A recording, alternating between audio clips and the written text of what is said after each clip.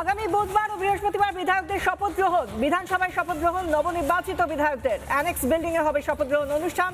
বিধানসভায় চলছে সেই শপথ গ্রহণ অনুষ্ঠানের প্রস্তুতি।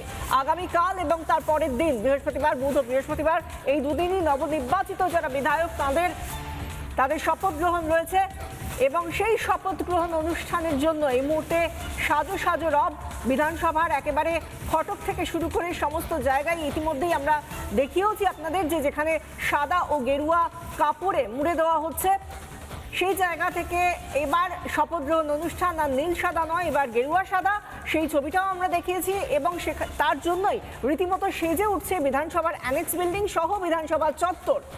আগামীকাল নবনির্বাচিত বিধায়কদের শপথ গ্রহণ রয়েছে। আমাদের সঙ্গে সরাসরি রয়েছেন আমাদের প্রতিনিধি অনুপম পাত্র। অনুপম,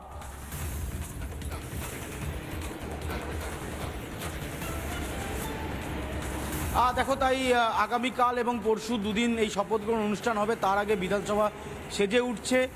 এতদিন পর্যন্ত আমরা বিধানসভায় দেখেছি ঢোকার মুখে পুলিশের যে কিয়স্ক সেটা নীল সাদা রঙের কাপড় লাগানো থাকতো, সেটা এখন এই মুহূর্তে গেরুয়া সাদা। শুভ্রাংশু সেই ছবি দেখাচ্ছে, তুমি দেখতে পাচ্ছ একেবারে গেরুয়া সাদা কাপড়ে এখানে পুলিশ কিয়স্ক তৈরি করা হয়েছে।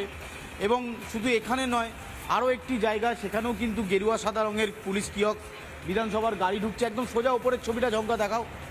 এই মুহূর্তে তুমি দেখতে পাচ্ছ যে এই গোটা জায়গা সেজে উঠেছে। ফলে আগামীকাল এবং পরশু যারা বিধায়করা রয়েছেন তারা ধীরে ধীরে আসবেন এবং তাদেরকে শপথ বাক্য পাঠ করাবেন প্রোটেম স্পিকার। স্বাভাবিকভাবে এই কয়েকটা দিন আগামী চলতি সপ্তাহে মানে বুধ, বৃহস্পতি এবং শুক্র, শনির মধ্যে সম্ভবত যারা মন্ত্রিসভায় সদস্য হচ্ছেন তাদেরকেও শপথ পাঠ করাতে পারেন রাজ্যপাল। ফলে এই মুহূর্তে এই ছবিগুলো তুমি দেখো, এখানে পুলিশের কিয়স্ক তৈরি করা হচ্ছে। এই জায়গাটা পুরো গেরুয়া সাদা রঙে সেজে উঠেছে। একদম উপরের অংশটা দেখাও বিধানসভার, সেটাও কিন্তু গেরুয়া সাদা রঙে সেজে উঠেছে। ফলে সব মিলিয়ে তোমায় যেটা জানাবো যে প্রস্তুতি প্রায় শেষ পর্যায়ে, আর অপেক্ষা আগামীকালের। তারপরেই মুখ্যমন্ত্রী সহ তার বিধানসভা যারা বিধায়করা রয়েছেন তারা প্রত্যেকে শপথ বাক্য পাঠ করবেন প্রোটেম স্পিকার। সেই শপথ বাক্য অনুপম, কোনো আপডেট কি রয়েছে?